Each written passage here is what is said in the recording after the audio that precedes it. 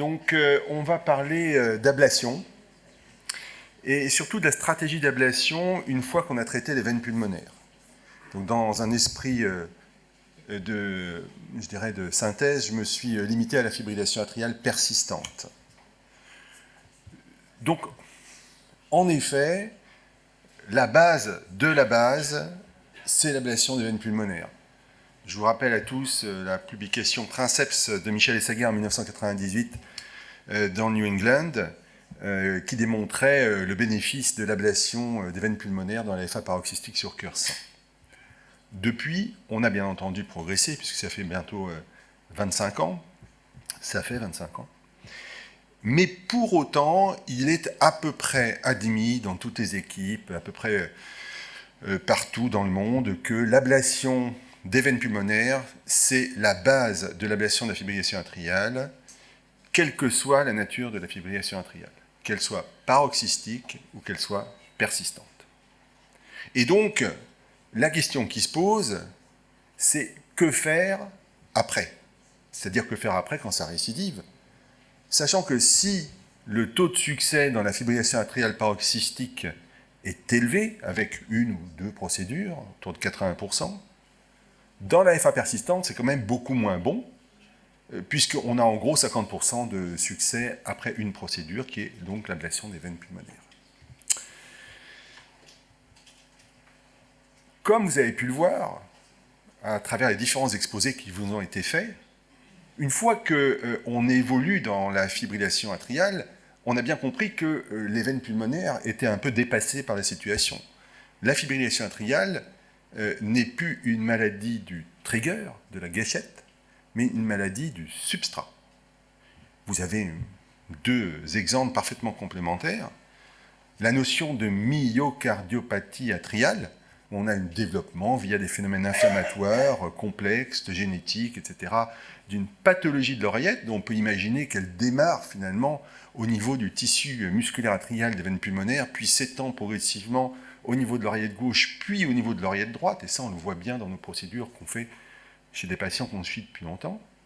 Et donc, les développements de la myocardiopathie atriale génèrent de l'AFA, mais l'AFA aussi génère de la myocardiopathie. Flavien Charpentier vous a expliqué ce que c'était que le remodelage, et je reprends sur la partie droite de l'écran l'étude hyper connue et hyper fondamentale de Alessi sur ces chèvres, où plus on stimule la chèvre à haute fréquence, plus on déclenche de la fibrillation atriale, et si, après 6 heures de mauvais traitement, l'AFA dure quelques minutes, après 15 jours de mauvais traitement, l'AFA devient permanente. Et plus encore, quand vous voyez la partie droite de l'écran, vous pouvez observer que plus l'AFA se pérennise, plus le cycle de l'AFA se raccourcit. Elle passe de 149 à 91, correspondant à ce qu'on appelle un remodelage électrique en rapport avec une downrégulation des courants calciques et finalement un raccourcissement du potentiel d'action et de la période réfractaire. Ultérieurement, se rajoute bien sûr un remodelage tissulaire. Donc, ok, l'AFA persistante est une maladie du substrat.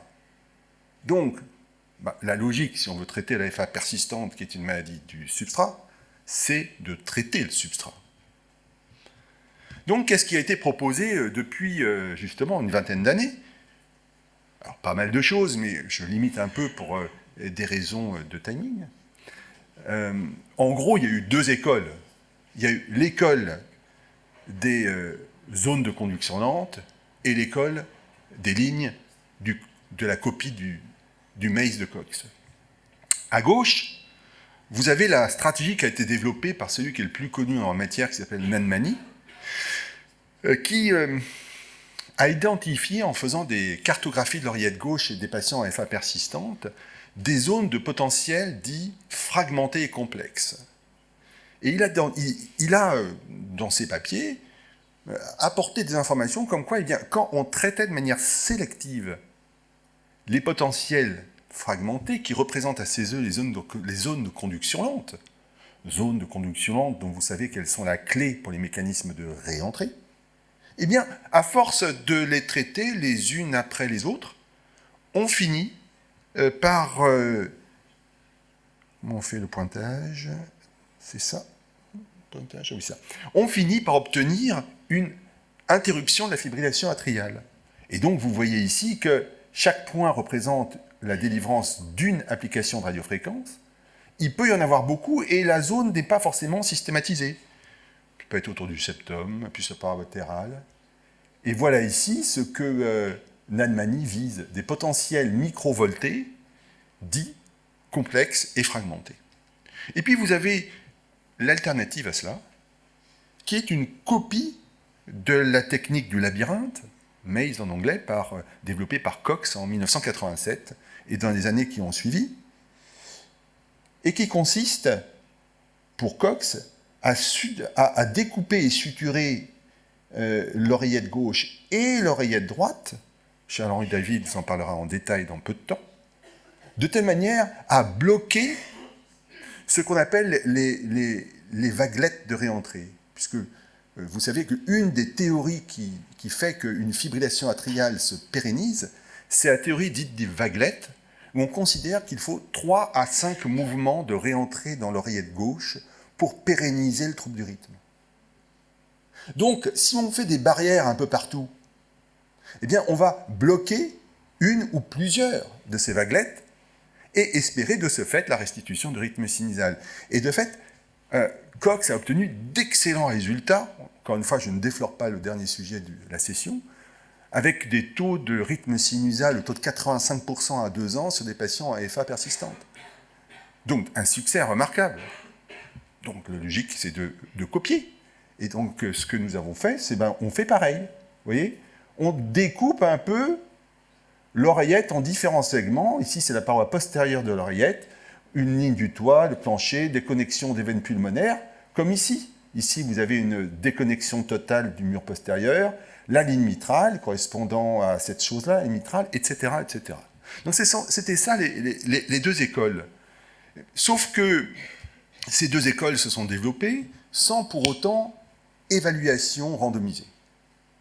Et si je ne me trompe pas, la diapositive suivante vous montre que si les recommandations de l'ESC en 2010 étaient relativement favorables en disant que l'ablation de l'AFA persistante, sous-entendu après ablation des veines pulmonaires, doit être considérée comme un traitement intéressant, on va dire, 2A, en 2016, on rétrograde, on rétropédale.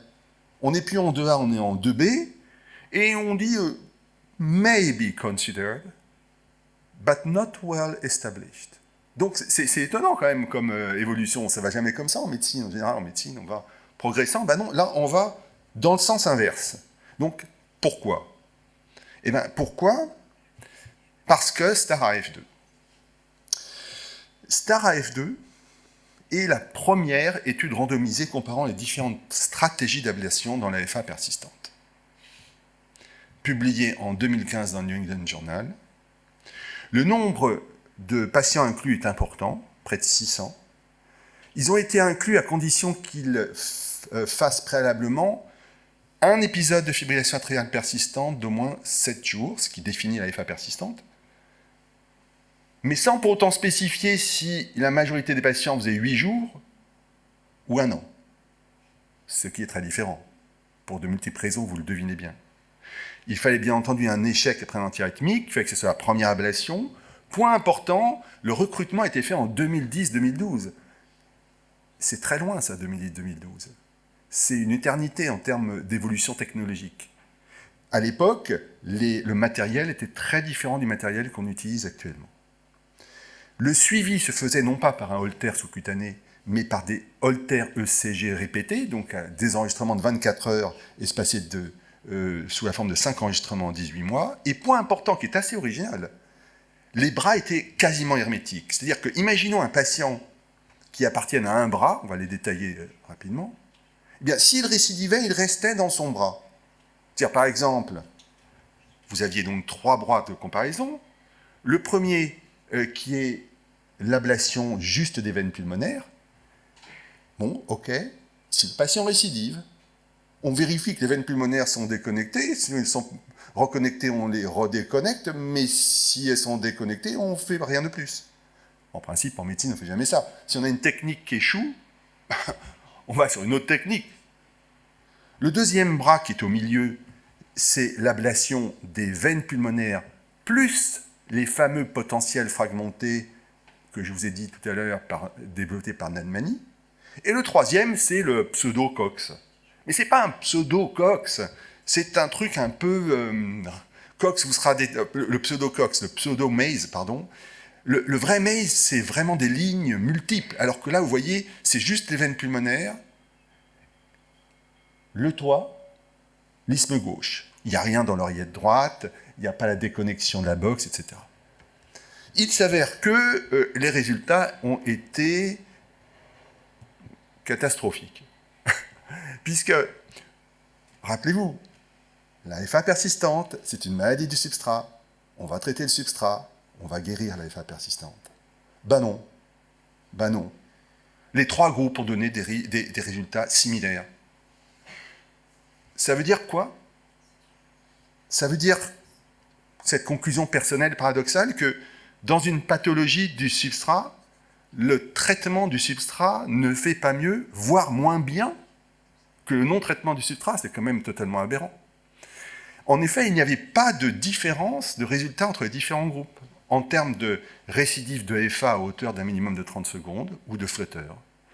En termes de charge de FA, parce qu'on aurait pu imaginer que tous les patients récidivaient, mais que ceux qui avaient le traitement du substrat en faisaient moins quand même. Ben non, ils n'en faisaient pas moins.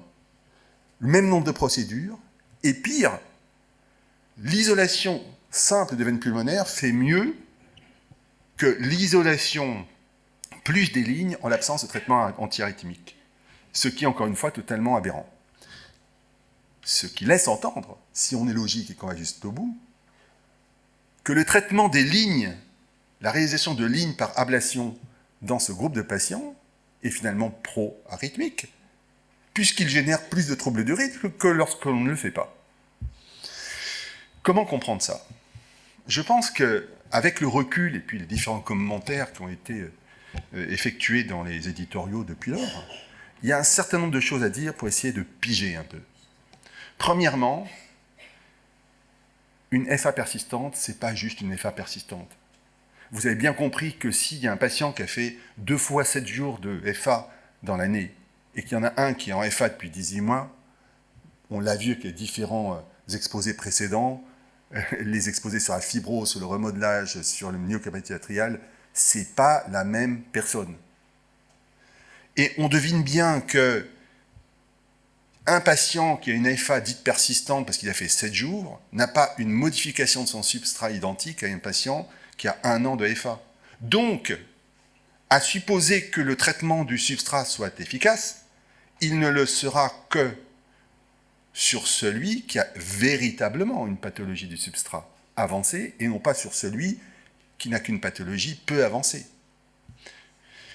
Deuxièmement, seulement 75% des lignes étaient bloquées.